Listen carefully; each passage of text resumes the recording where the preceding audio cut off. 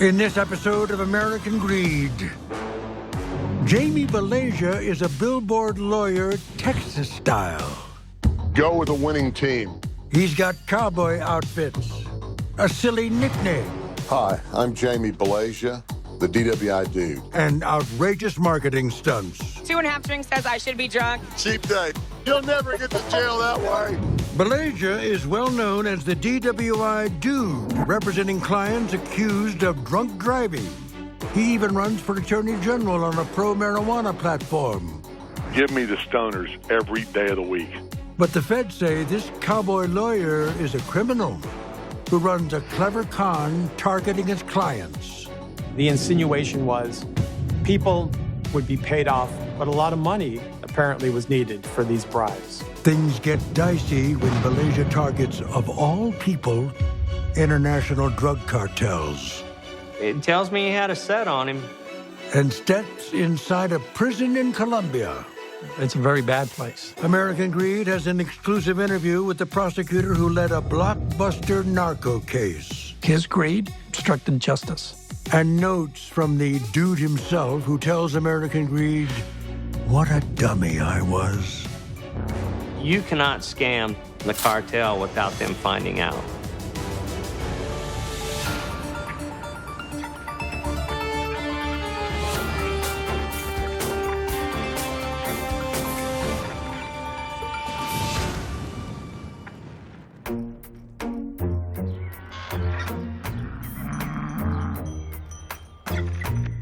In March of 2016, a highly unusual case lands on the desk of FBI Special Agent Jason Rennie.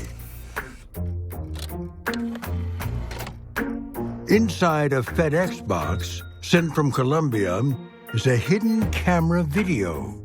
It purports to be evidence of a bribery scheme involving U.S. officials. The very beginning of the recording, you can see that the room that they're in is being set up. There's cameras that are being put in. It's very apparent that the room is being set up to be recorded. But the man recording the video is not a cop. He's a drug kingpin, facing extradition to the United States and the possibility of many years in prison. This room that looks like a hotel is actually his jail cell in Bogota, Colombia. Together with his brother, they produced more cocaine than anyone else in the world. During the scope of the investigation, they produced and put into commerce between 750,000 and 1 million kilos of cocaine.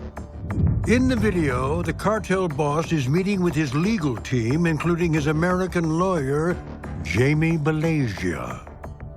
The feds allege the lawyers have taken 7 figures in cash from the cartel, promising to act as brokers of a bribe. They say they can pay off American judges, prosecutors, and DEA agents. He had hired Jamie Balagia on the promise that the charges in the United States would go away. We have people in the United States that can make your charges disappear, essentially, go away. And in return for that, he paid them, the original number was $1.5 million. He wants to know exactly what had happened since the beginning when he paid the money. It gets even stranger. Balagia is not some high-flying international lawyer, the kind who represents people like Pablo Escobar and El Chapo Guzman. Far from it. Back home in Austin, Texas, Balagia is a billboard lawyer with goofy ads known as the DWI Dude. I'm Jamie Balagia, the DWI dude. If stopped for DWI, never surrender your rights. You don't wander into these waters and just do this like, hey, I just decide I want to go work high-level extradition cases. You're going to want the best at your side. Balagia, just from his lack of experience with a fish out of water, but they really played up his connections in Texas. But are the connections a con? The drug kingpin apparently has recorded this meeting because he thinks Balagia has stolen his bribe money.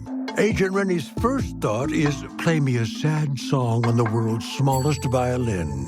You might have a jury sympathy problem, right? Nonetheless, the allegations related to public corruption, the FBI takes seriously. Is Jamie Balagia a criminal mastermind with corrupt judges in his pocket? Or is he running a scam on an unsympathetic yet very dangerous victim? It seemed so outrageous that somebody would attempt to pull something over on some of the top cocaine producers in Colombia. Don't want to screw over someone who's got the resources that these guys have.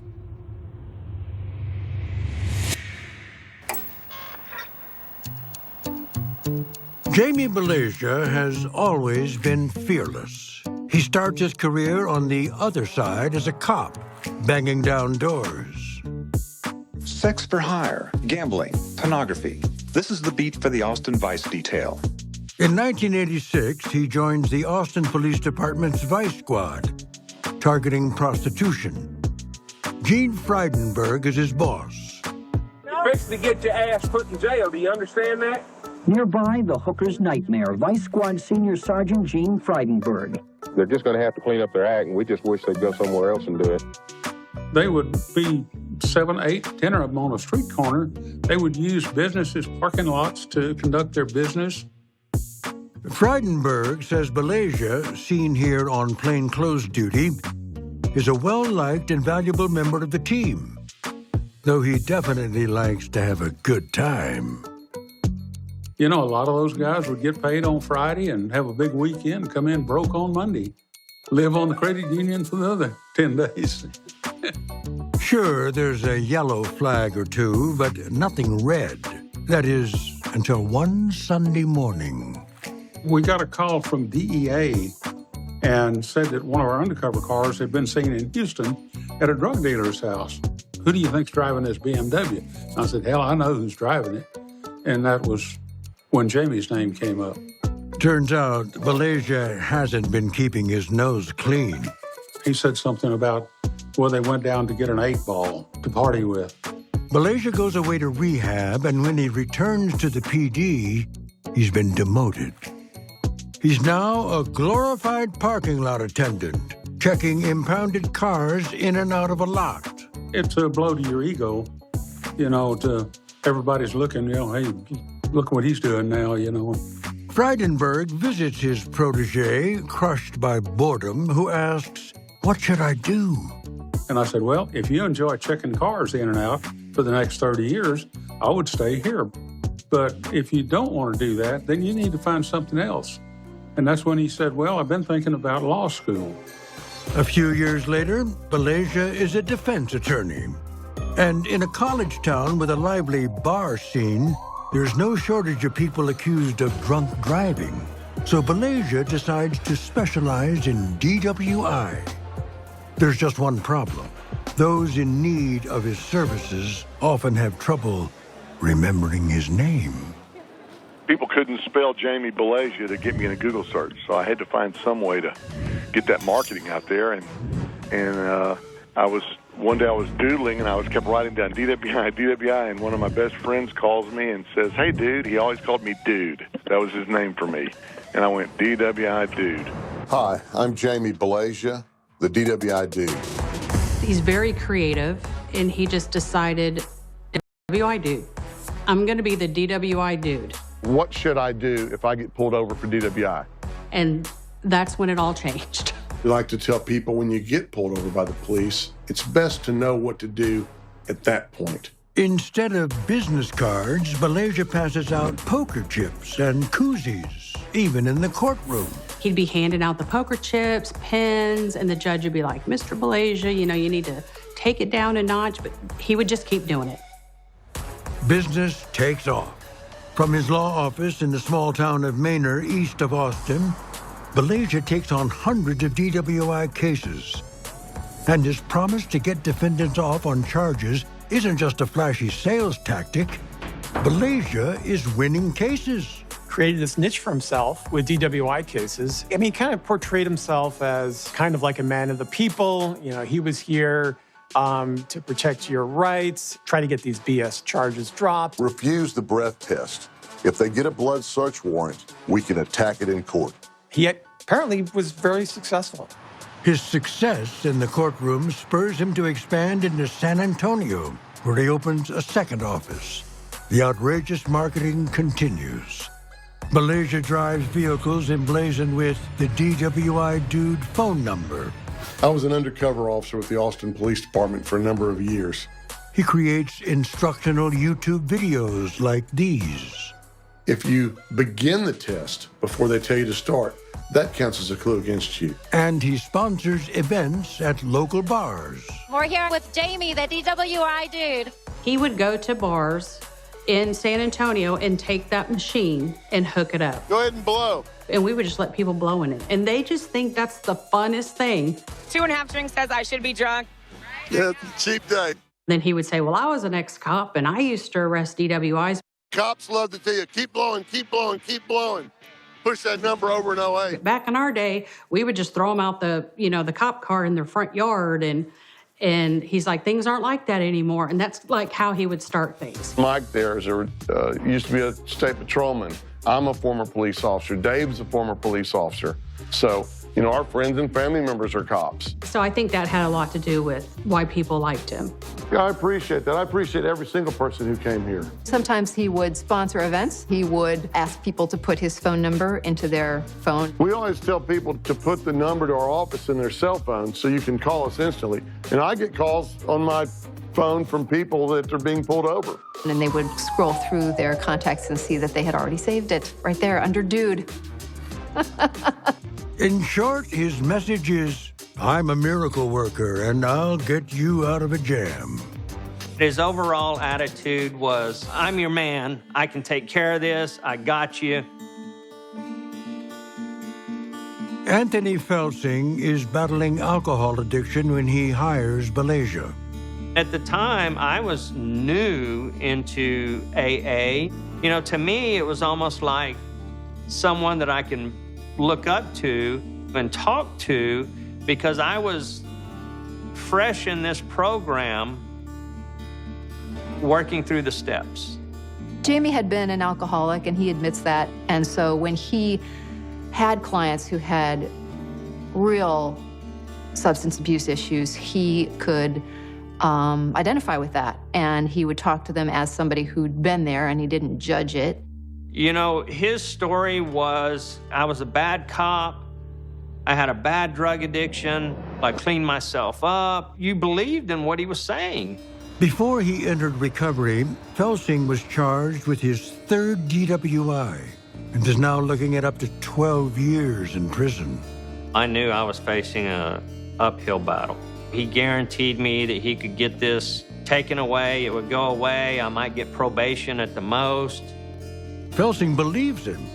After all, Balagia has been successful in many other DWI cases.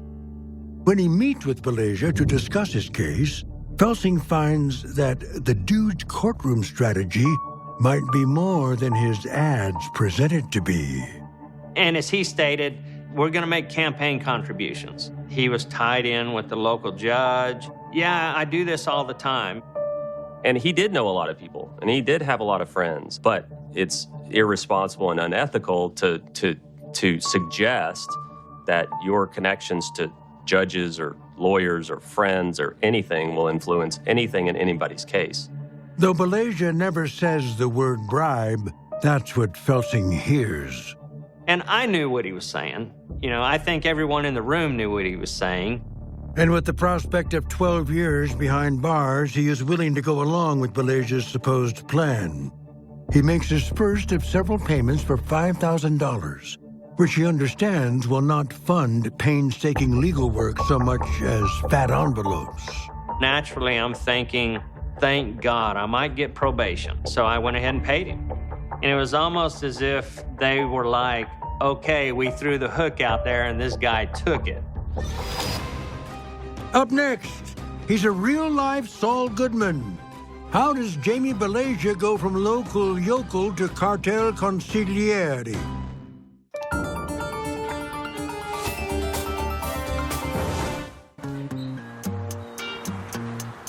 How does Jamie Balagia go from driving an RV around Austin to arranging bribes for cocaine kingpins? FBI agent Jason Rennie learns that Balagia is not just the DWI dude. He's added another nickname, the 420 dude. He was also the big kind of advocate of legalizing marijuana. Balagia even runs for Attorney General of Texas on a pro-legalization platform. I got to tell you, as a police officer, when I pulled over people who were stoned or dealt with people who were smoking weed as opposed to people on alcohol, give me the stoners every day of the week. But what can he gain from being the Libertarian Party's candidate? Oh, he got, I don't know, like 700 votes, and he was excited. Excited because in his mind, he's won.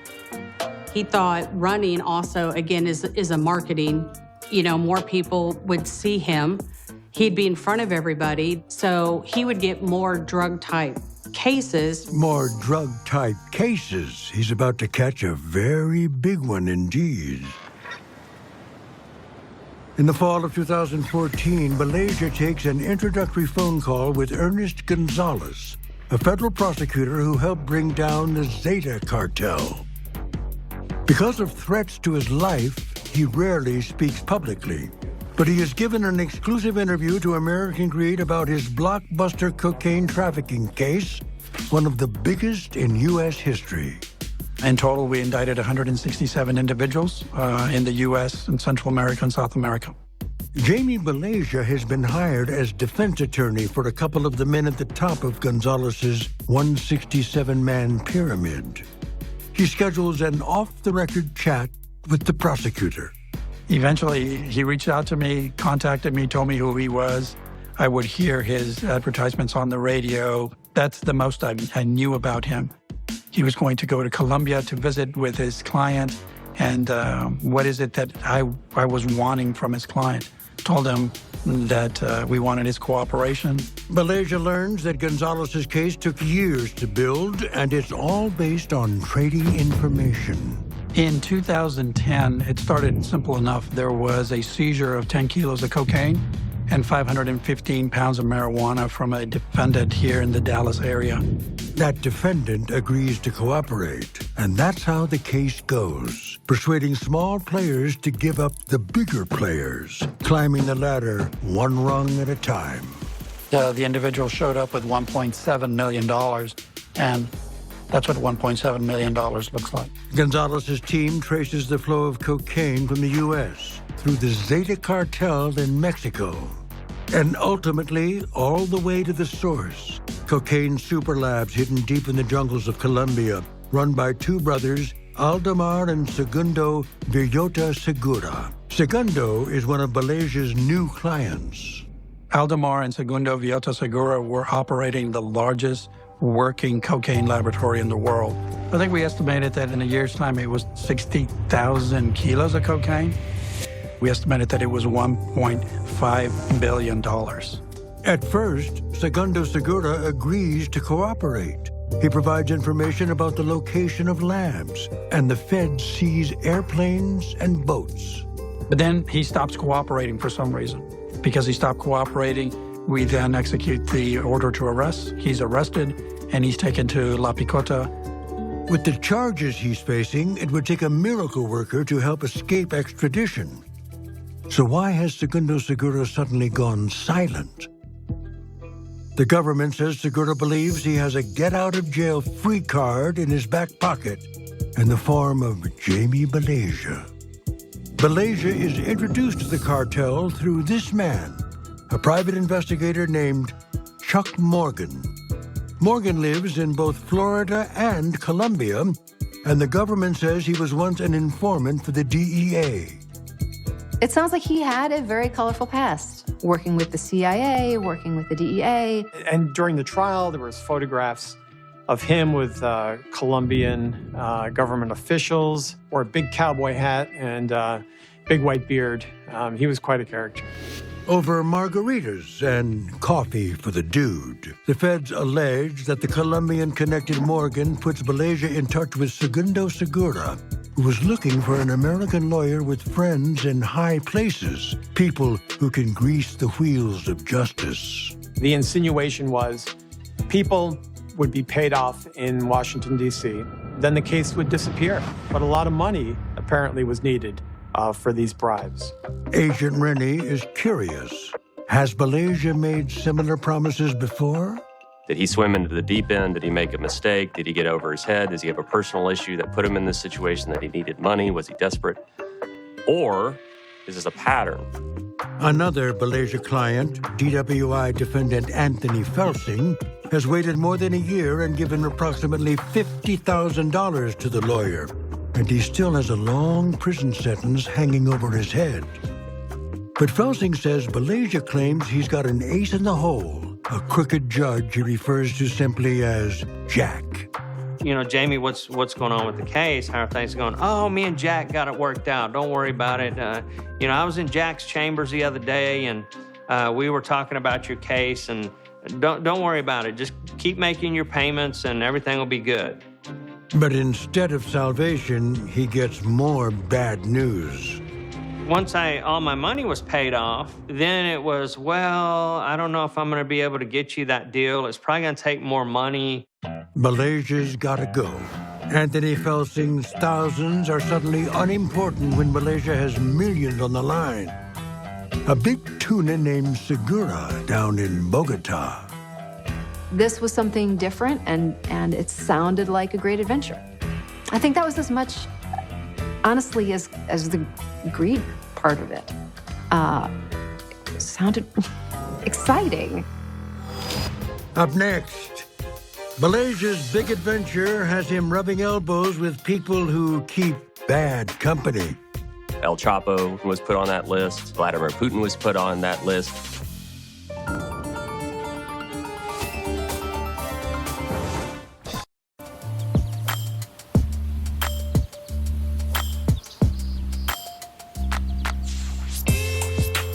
DWI law has been good to Jamie Balagia. The lawyer lives like a gentleman farmer on 161 acres with a herd of burros. He apparently was very successful. His firm netted like millions of dollars every year. He's got it made in the shade, but he's not content to rest there. He's got an itch to take on a really big case, defending cocaine kingpin Segundo Segura. It's a very specialized area involving extradition law, the laws of Colombia. He was way out of his depth. It didn't appear that he knew exactly how this worked. The assistant U.S. attorney prosecuting the Segura case, Ernest Gonzalez, says he tries to warn Balagia about the pitfalls of international drug cases. For example, any money a defense attorney accepts from clients has to be clean. It can't be from the proceeds of drug sales. He kept indicating, I understand. I'll comply with whatever. I understand what I'm getting into. So we left it at that. He's the dude. He is the DWI dude. Furthermore, Segundo Segura is on the OFAC list, the Office of Foreign Assets Control. It's a rogues gallery of enemies of the United States. El Chapo, Guzman was put on that list. Vladimir Putin was put on that list after, the invasion of the Ukraine. They're cut off from the U.S. financial system. Despite Gonzalez's warnings, Balagia proceeds with the case, seemingly convinced that his magic touch will work as well in international law as it does in Texas. But Balasia's cartel clients are not happy. That's obvious to FBI Special Agent Rennie when he first looks at the undercover video. Mr. Balagia in the video was not comfortable being there. You could just see his mannerisms. I used the analogy cat on a hot tin roof. When he walked in the room, he was looking around. At one point, he's looking at the camera. Rennie is well aware of the absurdity of the situation. Segundo Segura, one of the world's biggest criminals, setting up a sting as though he's the Colombian equivalent of the FBI. But it's clear that he had paid them for a service, and they had not provided the service. So Segundo was taking it into his own hands to historically record what had occurred previously, and then take them to task for things that hadn't been done. And that was clearly the purpose of the recording. And it was very well done. But I think that's okay now. I think everything is going to be fine. Using a translator, Segura is meeting with 3 people: his Colombian attorney, Bibiana Correa, the go-between, the man with a foot in both North and South America, Chuck Morgan, and his U.S. attorney, Balagia. The meeting starts. Tell me what you've done with the money. Did you get the money? He asked before, did you get the $1.5 million, the first payment that they made? Yes, everybody acknowledges this is how much we got. This is what we did with it. I got the payments every time that I was supposed to get them. It seems all parties agree that the team of Balagia, Morgan, and Correa received $1.5 million on the promise to bribe U.S. officials and stop Segura's extradition. In a handwritten letter to American Greed, Balagia says the promise of bribes was all Bibi Correa's idea, and he was blindsided. When I heard bribery being mentioned in the meeting, I thought, what the heck is this about? Rennie doesn't buy it. If he's sitting and Charles Morgan, Mr. Morgan says, I paid people in Washington, D.C. with the money you gave me. If you're sitting there, you're hearing that in English. He's sitting right next to him. Mr. Morgan makes another comment. It gets very, very messy, and you know that. The lawyer has to stay very, very clean. Mr. Balagia says, we have it arranged this way so I can close my ears if I need to, and it protects all of us. It gives me the ability to close my ears sometimes if I need to. And it protects all of us. All of that leads to the fact that Mr. Balagia would not be making those comments if he didn't A, know what was going on, and B, know it was illegal. But Rennie needs to know if Balagia and company followed through on their promise. You know, is there anything going on corruption-wise, or is it the opposite? Is it they're promising the world, that's the shtick, that's what they're using to get the clients, and then it's just essentially a fraud case, right? They're just lying to them. Up next, follow the money, and the money will answer that question.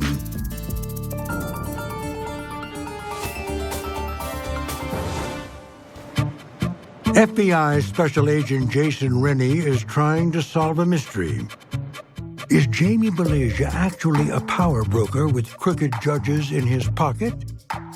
Rennie subpoenas Balagia's bank records and follows the money.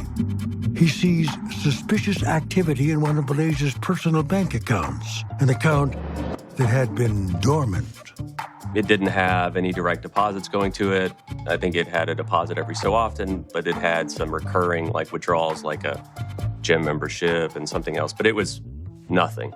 Nothing until he signed on with the cartel. And then there's a massive influx of more than $400,000. It was done in cash, and it was done at a very rapid rate.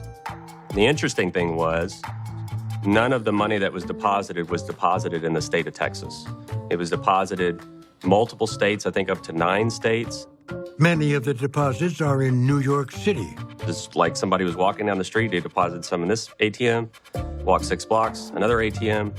Concurrent with that, there's a walk-in cash deposit in Florida or Connecticut or Los Angeles.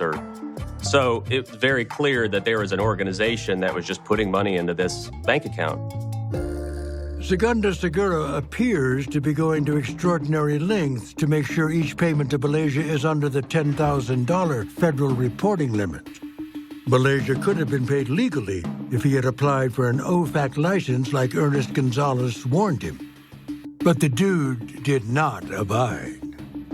And there were signs that Jamie Balagia was in over his head. In his letter to American Greed, Balagia writes, "What a dummy I was. Once Balagia received the money, where did it go?" Agent Rennie finds no evidence that judges, prosecutors, or DEA agents have been paid off. Balagia's promises of campaign contributions and connections with federal judges appear to have been a complete fabrication. There was zero information, zero credibility to any of that.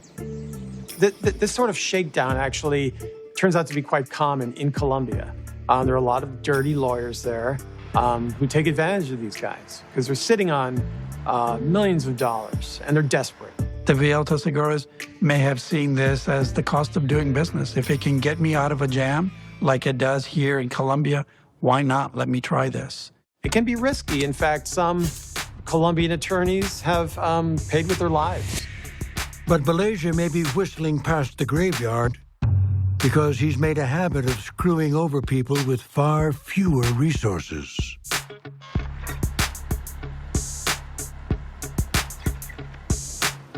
Like Segundo Segura, Anthony Felsing is desperate.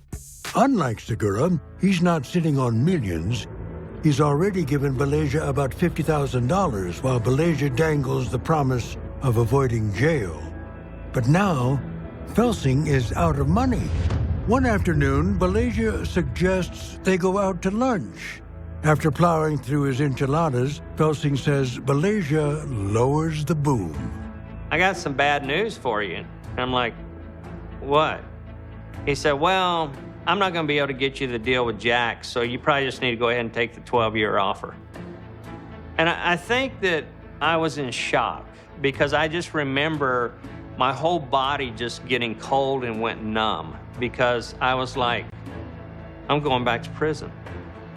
I've just given this guy all this money, done everything he's asked me to do, and I'm going back to prison. I mean, the first thing I think of was my kids. Like, what about my kids, you know?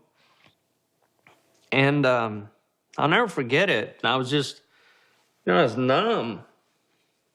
I was just sitting there, and he just got up and left and just threw the check at me and said, why don't you take care of my bill for lunch? It's the last time I saw him until the day I testified against him in court. You know, you pick your victims, right? It's predatory. These are people that are, you know, if they do say anything, it can easily be swept away, but how do you believe them? They're bad people. They're not like me. He sold Mr. Felsing a bill of goods. He lied and took his money. He sold Segundo our bill of goods. He lied to them and took their money. It's the same thing. Rennie believes the only difference is the number of zeros in Balagia's paycheck. Ultimately, I think it was just greed. I think it was, I could make a lot of money in a short period of time for doing little or no work. The feds still want to strengthen their case and catch Balagia in the act on U.S. soil. That video and all that's great, but the issue for us is that video and those statements occurred in a foreign country. Agent Rennie wants to set up his own hidden camera. Up next, Balagia walks into a trap right here in the Lone Star State. I can twist the government's arm a little bit.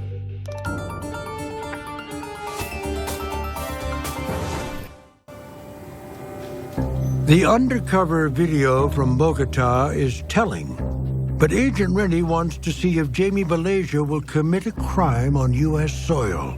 He's got a plan, and he's in luck. We might have something here. We have somebody that's sitting in our district right now.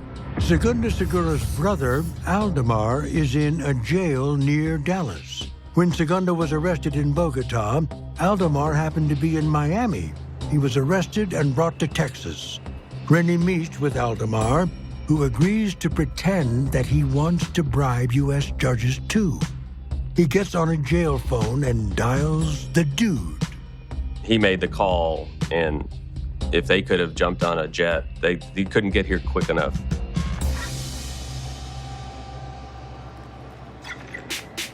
Rennie quickly enlists a fellow FBI agent to go undercover, acting as the cartel's accountant. She asks Balagia, seated at the far end of the table next to his paralegal, and Chuck Morgan on the right, what the cartel will get for $1.2 million. Morgan responds that he'll take Washington officials out for a sundae. Maybe an extra scoop of ice cream on a Sunday. Balagia's answer to the what will we get question is a little more subtle than scoops of ice cream. I can twist the government's arm a little bit on issues like that. Corrections. Well, yeah, to make him to back off, well, they need to be nice to us instead of all the time us having to be nice to them. It's a two-way street. We need him to hear something that is either going to make him say, I don't know what you're talking about, I'm out of here. Or if he hears it and he stays, then we know, okay, he has knowledge and intent, right? Agent Rennie says Balagia clearly breaks the law when the undercover flashes a bright neon sign about where her money comes from. The money that you're going to receive is the proceeds of narcotics trafficking. Are you okay with that? And Mr. Balagia says, that's okay. I have paperwork I have to fill out. That's on me. No problem. I think his main concern is that you're aware that the money comes from his business, which is obviously drugs, and he just wants to make sure that you guys are not in trouble, I guess. But I don't think I'm in trouble. I have paperwork I have to fill out. That's on me. Balagia does not have a license to represent international drug dealers, but even if he did, he still can't accept money that he knows is derived directly from drug dealing. But when I told the prosecutor, she said, okay, well, if he didn't get up and run out of the room after that, we've got what we need. Meetings are set up in parking lots. The FBI undercover gives Chuck Morgan $300,000 in a bag. That's all the feds need. Chuck Morgan and Jamie Balagia are arrested. Though it's been decades, this is the second time Balagia's gotten in trouble involving cocaine. And this time around, it's a whole different ballgame. Up next, take a plea deal or go to trial? Trials are very rare because the government's conviction rate is incredibly high. The dude knows all the angles and seems to think it's all going to bounce his way.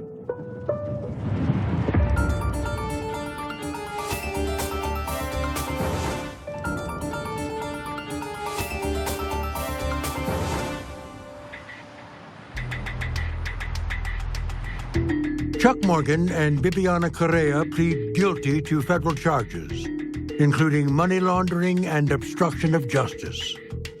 That leaves federal courts reporter Kevin Krause wondering, will their alleged co-conspirator Jamie Balagia take a deal too? Roughly 97% of federal cases end in plea deals. Trials are very rare, and there's a reason. And that is because the government's conviction rate is incredibly high. But Balagia believes he's going to beat the odds. We like to tell people when you get pulled over by the police, it's best to know what to do at that point. He knew how to talk to a jury. He knew how to, create doubt in their minds. And he had a huge ego. You can't make a smarter decision than to call my office. At one level, the trial seems to answer, who is Jamie Balagia? Criminal mastermind?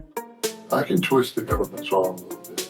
Or fool? You'll never get to jail that way. His defense attorneys in trial described him, I think, as a hillbilly and driving a Scooby-Doo van. You do kind of think, well, maybe he just didn't know what he was doing and was moving too fast and not thinking it's possible. You put the puzzle pieces together and it's less possible. Any white-collar crime case is about following the money. In addition to the cash deposits made by men all over the country, Balagia admits on the stand that he or his employees did at least 4 cash pickups in parking lots near Houston, totaling over $200,000. The prosecutor says Balagia knew this was drug money, and he wasn't authorized to represent drug kingpins. And what's more, the government takes a dim view of lawyers suggesting American courts are for sale. We have a real problem with that. I wasn't corruptible, the judge wasn't corruptible, and the agent wasn't corruptible, and it just wasn't going to happen. That in that way cheapens the profession. Ernest Gonzalez's case was all about cooperation, striking deals, moving up the ladder. Even the big fish, Segundo Segura, was cooperating until he suddenly went quiet after hearing the promises of Balagia. He obstructed justice. His greed denied us the opportunity to advance our investigation, so we weren't able to stop those shipments of cocaine. We weren't able to stop those acts of violence. So who is Balagia? A champion of the downtrodden? If you really knew him and you knew the heart that he had, it's hard to believe that what they're saying that he did knowingly. Or a cynic who pimps justice and exploits his clients? Agent Rennie, who was in the courtroom, points to one turning point when Anthony Felsing takes the stand. And I'm going back to prison. And this is a rugged guy, you know, and he was like driven to tears just talking about it. And I'll never forget. I mean, the first thing I think of was my kids. And he goes, at that moment, he takes the check and he tosses it at me and he goes, and take care of that check while you're at it. And he walks out. And I'm sitting and I kind of turn and look at the jury. You can feel the tide turn. After deliberating for a day and a half, the jury comes back. Guilty on 5 counts in the Seguro case, including money laundering, obstruction, and violating the Kingpin Act. Balagia writes to American Greed, "I might have been distracted by the potential for huge future fees in other Colombia cases, but I did not intentionally commit the crimes I was found guilty of." Bibiana Correa, who pleads guilty, is sentenced to 7 years in prison. Chuck Morgan, now suffering from Alzheimer's, gets 6 years. Jamie Balagia gets just under 16 years in Big Spring Prison in West Texas. This is what defense attorneys call the trial penalty. Had he decided to plead guilty, he probably would have gotten less. But he rolled the dice, and yeah, it's a significant sentence. For at least 16 years, fans of campy lawyer ads will have to wait. Go with a winning team. There will be no more YouTube videos. Schedule a free appointment to come in and see me. No more driving the RV around Austin. No more runs for Attorney General. But maybe Balagia is fortunate that Segundo Segura called the cops. You cannot scam the cartel without them finding out. And he's probably lucky that the feds got him before somebody else got him.